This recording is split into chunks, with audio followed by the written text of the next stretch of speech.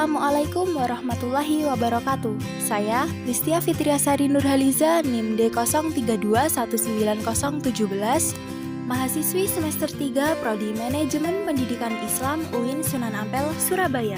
Di video kali ini saya akan membahas tentang korespondensi manual atau korespondensi online. Sebelumnya, kita harus mengetahui apa sih korespondensi itu? Korespondensi merupakan bentuk kegiatan berkirim surat yang dilakukan perseorangan, organisasi sosial, dan institusi perusahaan. Dan menurut Juhari, korespondensi adalah serangkaian kegiatan dalam bentuk surat menyurat yang dijalankan sebagai sarana tertulis. Selanjutnya, kita juga harus mengetahui ciri dari korespondensi itu sendiri. Yang pertama, isi pesan surat bersifat informasi. Korespondensi biasanya memberikan surat yang isinya informasi atau persuasi. Arti dari informasi itu sendiri yaitu perusahaan atau bisnis akan memberikan informasi kepada pihak yang dituju terkait berbagai hal, baik mulai dari produk baru, keunggulan, harga, dan lain sebagainya. 2. Surat memiliki bagian standar. Surat pada korespondensi memang memiliki bagian-bagian standar dan harus selalu ditetapkan. Tujuannya agar surat terlihat memenuhi syarat serta adanya jaminan bahwa surat tersebut terbentuk dari pihak atau perusahaan yang legal. Beberapa bagian standar dari surat tersebut antara lain yaitu kop surat, pembuka, isi, penutup surat, tanda tangan penulis, dan lain sebagainya.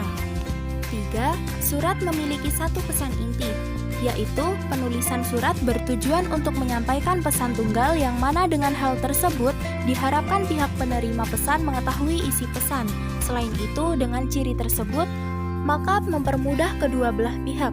Misalnya dari pengirim surat bisa fokus terhadap pesan yang ingin disampaikan, sedangkan untuk pihak penerima surat lebih mudah pula dalam memahami maksud atau tujuan dari pesan yang diterima.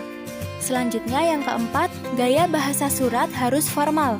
Korespondensi biasanya dalam suratnya menggunakan bahasa yang formal. Tentunya hal ini merupakan suatu kewajiban karena surat ditujukan kepada perusahaan atau organisasi.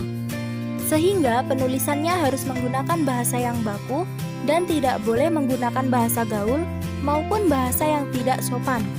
Hal ini dikarenakan masing-masing penulisan sudah mempunyai kaidah aturan tersendiri. Selanjutnya, kita juga harus mengetahui tentang jenis korespondensi. Yang pertama adalah surat pribadi. Adalah surat yang ditulis oleh individu atau diri sendiri dan dikirim kepada pihak lain yang sifatnya kekeluargaan, sahabat, dan lain sebagainya. Dan yang kedua, surat dinas pribadi. Adalah salah satu jenis surat setengah resmi yang nantinya akan dikirim seseorang atau pihak individu kepada instansi, lembaga, maupun perusahaan. Yang ketiga, surat dinas swasta. Adalah surat resmi yang dibuat dari instansi maupun perusahaan bisnis dan ditujukan kepada karyawan, relasi, atau pelanggannya. Dalam bentuk surat ini biasanya berupa penawaran produk, penugasan, dan lain-lain. Yang keempat, surat niaga. Adalah surat yang di dalamnya terkait dengan perdagangan dan dibuat oleh perusahaan atau bisnis yang ditujukan kepada pelanggan tetapnya. Tujuan dibuat surat ini adalah perusahaan akan menawarkan produk baru, pemberian diskon, dan lain sebagainya kepada para pelanggan. Dan yang terakhir, surat dinas pemerintah. Surat dinas pemerintah adalah surat yang dibuat untuk kepentingan pekerjaan formal. Contoh dari surat ini yaitu surat dari instansi dinas dan tugas kantor. Surat dinas pemerintah juga memiliki fungsi yang sangat penting, di antaranya untuk dokumen yang sifatnya tertulis sebagai arsip, bukti sejarah, surat keputusan, dan lain-lain. Selanjutnya yaitu bagian-bagian surat. 1. Kepala surat. 2. Tanggal surat. 3. Nomor surat. 4. Inisial. 5. Perihal. 6. Nama jabatan. 7. Alamat surat. 8. Salam pembuka. 9. Isi surat. 10. Salam penutup. Dan yang ke-11 adalah tembusan. Selanjutnya adalah format surat. Beberapa format surat yang biasa digunakan sebagai berikut. Yang pertama adalah format lurus penuh, Dan yang kedua adalah format lurus, 3 format setengah lurus A, 4 format setengah lurus B, yang kelima format lekuk atau format bergerigi, dan yang terakhir adalah format paragraf menggantung. Poin selanjutnya adalah bahasa surat. Hal yang harus diperhatikan dalam menggunakan bahasa surat adalah ejaan bahasa Indonesia, pilihan kata, dan penggunaan kalimat. Selanjutnya, yaitu langkah-langkah penyusunan surat. Langkah-langkah penyusunan surat menurut Dahlman adalah: yang pertama, menentukan perihal surat. Yang kedua, menyusun kerangka karangan. Yang ketiga, mengumpulkan informasi.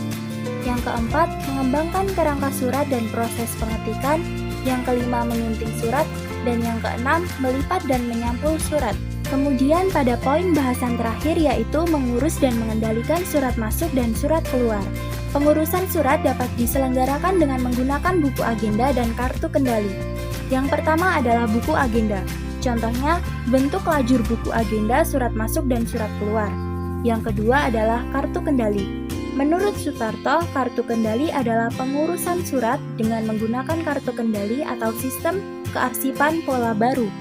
Sekian pembahasan korespondensi dari saya, kurang dan lebihnya mohon maaf. Wassalamualaikum warahmatullahi wabarakatuh.